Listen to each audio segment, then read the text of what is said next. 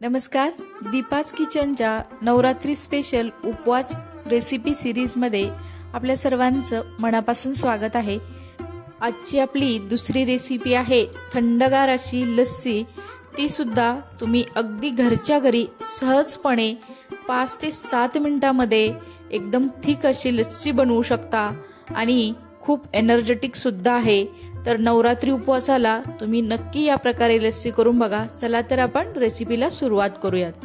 इथे मी लस्सी बनवण्यासाठी घरीच बनवलेलं दही घेतलेलं आहे। तर हे दही आपण दुसऱ्या एका मोठ्या भांड्यामध्ये काढून घेऊयात।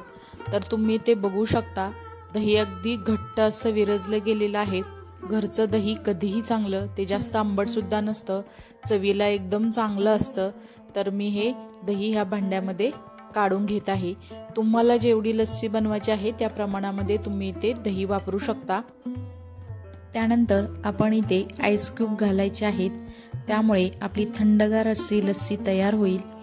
त्यानंतर 3 ते 4 चमचे मी इथे साखर घातलेली आहे आणि आपण आता रवीने थोडंसं त्याला असं हलवून घेऊयात आणि व्यवस्थित असं त्याला घुसळून घेऊयात।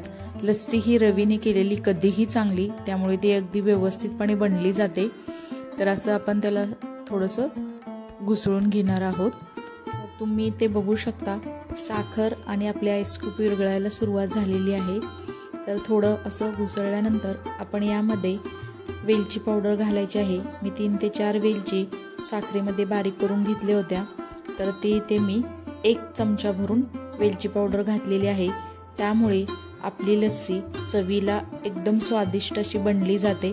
तर तुम्ही ते बघू शकता, वेलची पावडर घातल्यानंतर परत अजून आपण त्याला असं थोडा वेळ रवीनेच घुसळून घेणार आहोत, त्यामुळे आईस क्यूब आणि साखर व्यवस्थितपणे विरघळली जाईल। तर इथे आता तुम्ही बघू शकता, साखर आणि आईस क्यूब व्यवस्थितपणे विरघळले गेलेले आहे आणि मस्त अशी स्वादिष्ट आपली लस्सी बनवून तयार आहे। तर त्याला आपण एका कुल्हडमध्ये काढून घेऊयात। तर मस्त अशी थिक अशी आपली लस्सी तयार झालेली आहे। तर लस्सी तुम्ही अनेक वेगवेगळ्या प्रकारच्या बनवू शकता। तर इथे आपली नवरात्री स्पेशल उपवासाला चालणारी ही लस्सी बनवून तयार आहे। तर वरून थोडंसं आपण गार्निशसाठी इथे बदाम आणि पिस्ता घालूयात। तर मी हे भिजवून बारीक कट करून घेतलेले आहेत। तर वरून तुम्ही इथे हे घालू शकता, त्यामुळे अगदी स्वादिष्ट आणि एकदम पौष्टिक अशी उपवासासाठी ही लस्सी बनवून तयार होते। इथे तुम्ही बघू शकता, आपली लस्सी बनवून तयार आहे।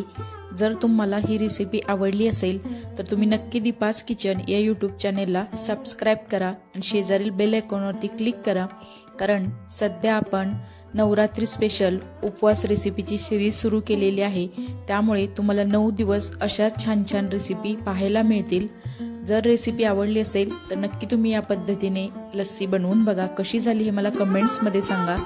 नंतर भेटूया आपण अशाच छान सोप्या आणि उपवास रेसिपी सोबत। तोपर्यंत सर्वांना धन्यवाद।